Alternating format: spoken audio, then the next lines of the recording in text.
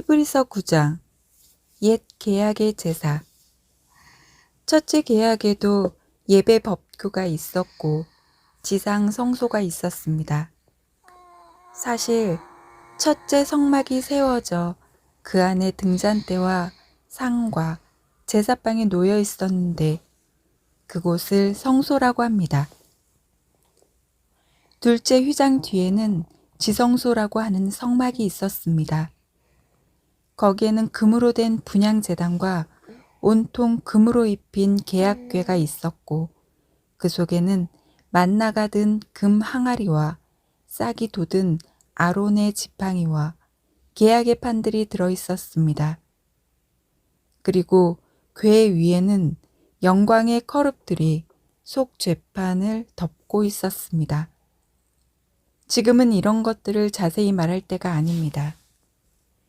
이러한 것들을 갖춘 뒤 사제들은 언제나 첫째 성막으로 들어가 예배를 집전합니다.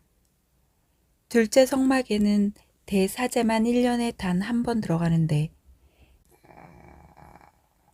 자기와 백성이 모르고 지은 죄 때문에 바치는 피를 가지고 들어갑니다.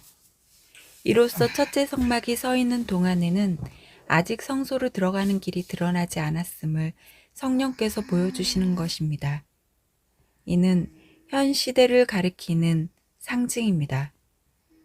예물과 제물을 바치기는 하지만 그것들이 예배하는 이의 양심을 완전하게 해주지는 못합니다. 먹는 것과 마시는 것과 몸을 씻는 여러 가지 예식과 관련될 뿐입니다. 이 모든 것은 새 질서의 시대가 시작될 때까지만 부과된 외적인 법규일 따름입니다. 새 계약의 제사. 그러나 그리스도께서는 이미 이루어진 좋은 것들을 주관하시는 대사제로 오셨습니다. 그분께서는 사람 손으로 만들지 않은 곧 이 피조물에 속하지 않는 더 훌륭하고 더 완전한 성막으로 들어가셨습니다. 염소와 송아지의 피가 아니라 당신의 피를 가지고 단 한 번 성소로 들어가시어 영원한 해방을 얻으셨습니다. 염소와 황소의 피 그리고 더러워진 사람들에게 뿌리는 암송아지의 재가 그들을 거룩하게 하여 그 몸을 깨끗하게 한다면 하물며 영원한 영을 통하여 흠없는 당신 자신을 하느님께 바치신 그리스도의 피는 우리의 양심을 죽음의 행실에서 얼마나 더 깨끗하게 하여 살아계신 하느님을 섬기게 할 수 있겠습니까? 그러므로 그리스도께서는 새 계약의 중개자이십니다. 첫째 계약 아래에서 저지른 범죄로부터 사람들을 속량하시려고 그분께서 돌아가시어 부르심을 받은 이들이 약속된 영원한 상속 재산을 받게 해주셨기 때문입니다. 유언이 있는 곳에는 유언자의 죽음이 확인되어야 합니다. 유언은 사람이 죽었을 때에야 유효한 것으로 유언자가 살아있을 때에는 효력이 없습니다. 사실은 첫째 계약도 피 없이 시작된 것이 아닙니다.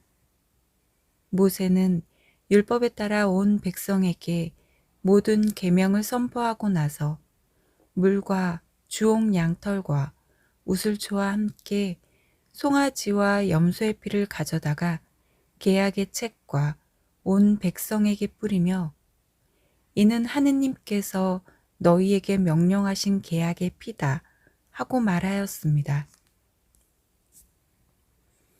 그리고 성막과 의식에 쓰이는 모든 기물에도 같은 방식으로 피를 뿌렸습니다.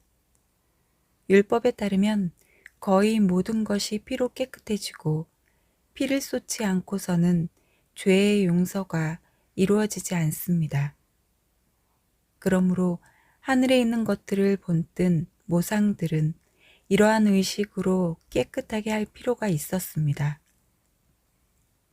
그러나 하늘의 것들은 그보다 나은 제물이 필요하였습니다. 그리스도께서는 참 성소의 모조품에 지나지 않는 곳에 곧 사람 손으로 만든 성소에 들어가지 않으셨습니다. 이제 우리를 위하여 하느님 앞에 나타나시려고 바로 하늘에 들어가신 것입니다. 대사제가 해마다 다른 생물의 피를 가지고 성소에 들어가듯이 당신 자신을 여러 번 바치시려고 들어가신 것이 아닙니다. 만일 그렇다면 세상 창조 때부터 여러 번 고난을 받으셔야 했을 것입니다.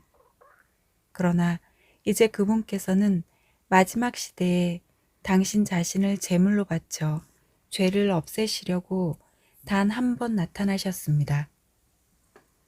사람은 단 한 번 죽게 마련이고 그 뒤에 심판이 이어지듯이 그리스도께서도 많은 사람의 죄를 짊어지시려고 단 한 번 당신 자신을 바치셨습니다. 그리고 당신을 고대하는 이들을 구원하시려고 죄와는 상관없이 두 번째 나타나실 것입니다.